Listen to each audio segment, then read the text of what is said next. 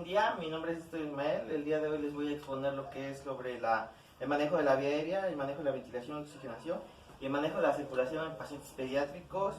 Vamos a manejar lo que son cuatro pacientes, cuatro tipos de pacientes: el pediátrico, geriátrico, bariátrico y pacientes embarazadas, en el cual vamos a manejar la cinemática de trauma. Empezaremos con lo que es el paciente pediátrico. El paciente pediátrico, vamos a ver lo que es la cinemática de trauma en los pacientes pediátricos. Como todos nosotros sabemos y hemos atendido, la mayoría de los pacientes que se nos presentan en la institución son pacientes los cuales han sufrido caídas de su propia altura, asimismo pacientes que han traído trauma porque meten el pie dentro de la rodada de la bicicleta, de que lo insertan. Las lesiones más comunes son de trauma, son contusiones en cabeza, asimismo traumatismo craneoencefálico moderado a severo, y entre otros muchos, ¿vale? El grupo de edad que se requiere entre los pacientes pediátricos se define que es desde los 0 años hasta la adolescencia o hasta entrar a la pubertad. Es como se maneja el grupo de edad. El manejo de la vía aérea. El manejo de la vía aérea, recordemos que cuando tenemos un paciente pediátrico o un niño, lo que es la cabeza es más prominente y por lo tanto el occipucio es el que obstruye la vía aérea.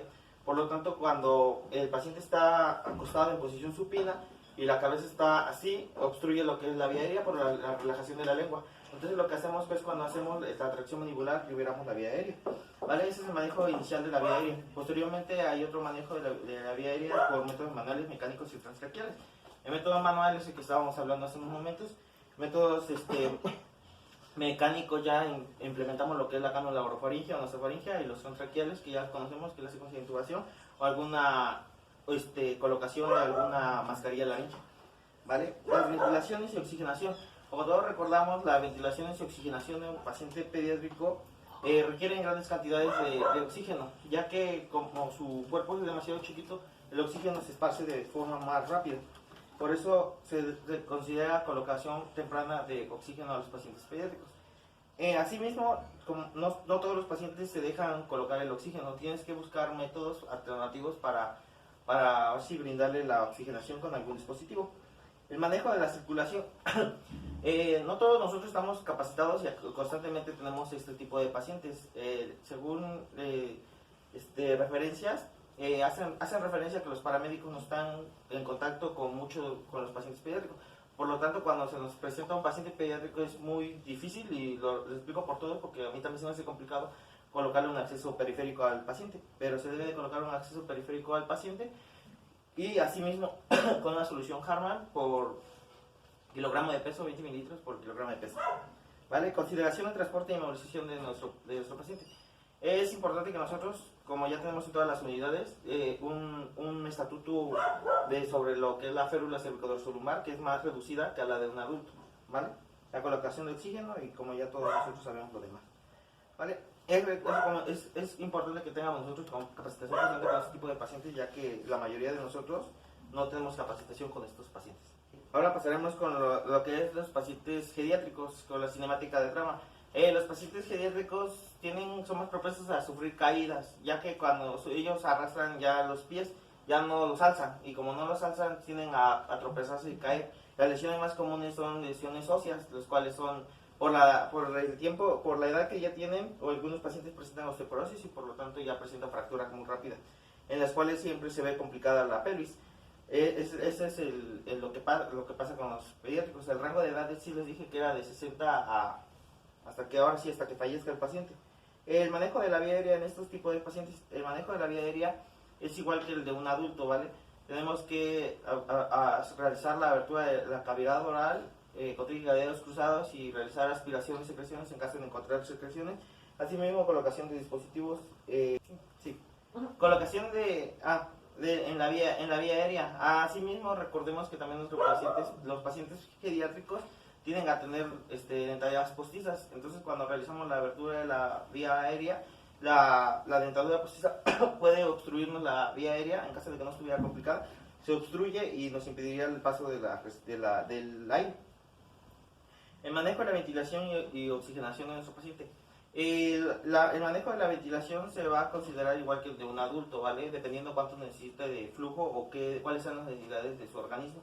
Recordemos también que estos tipos, la mayoría de los pacientes geriátricos anteriormente cocinaban con leña y ya tienen antecedentes de POC, ¿vale?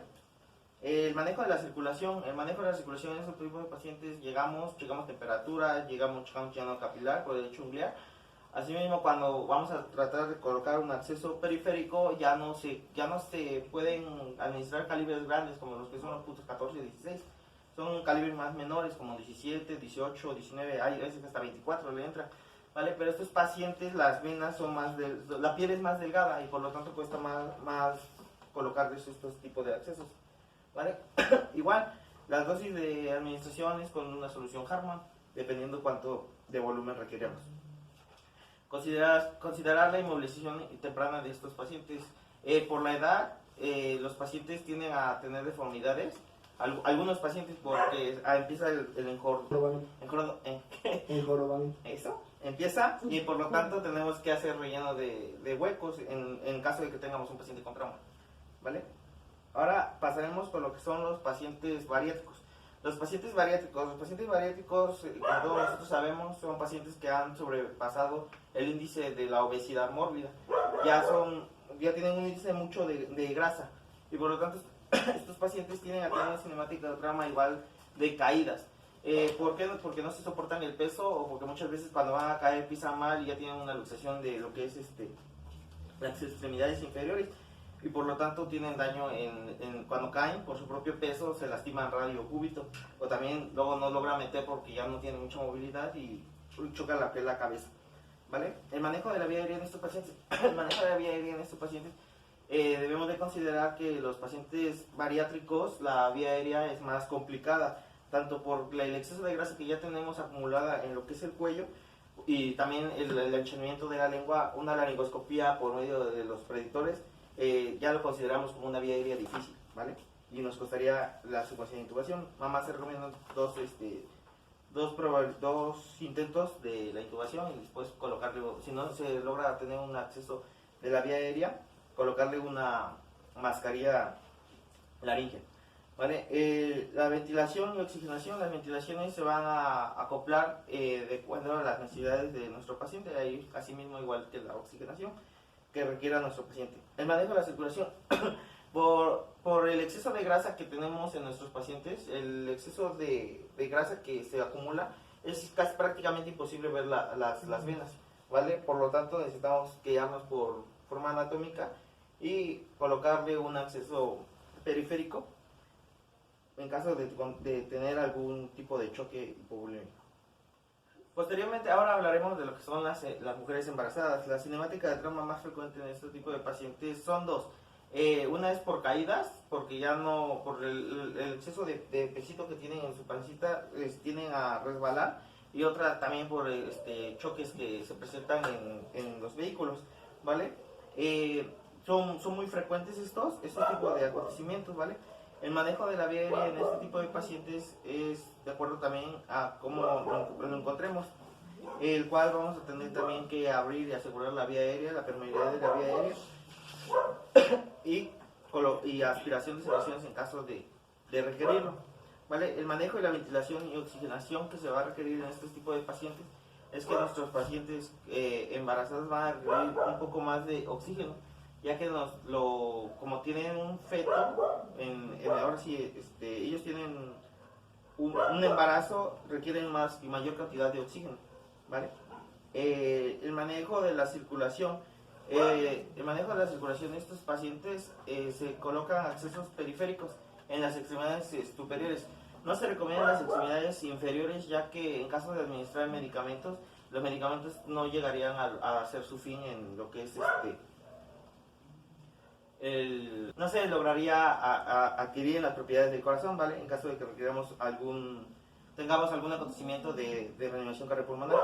El manejo en el manejo de la circulación, ¿vale? Asimismo, en caso de dar RCP a este tipo de pacientes, se recomienda, se tiene que realizar una lateralización hacia la inclinación del miembro del abdomen, inclinado ligeramente hacia la izquierda, para que se despeje lo que es la vena cava, ¿vale? Para que pueda haber un mejor retorno de la circulación.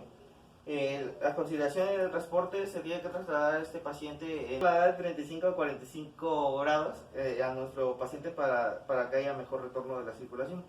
Este tipo de pacientes, y en caso de no contar con una tabla especial para la lateralización del paciente, se recomienda rellenar la tabla con cojines o sábanas que tengamos a la mano.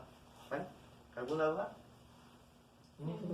¿El DEA causa algún problema ¿En las embarazadas? No, el DEA no causa ningún problema en las embarazadas, se puede desfibrilar a nuestro paciente, no hay ninguna complicación.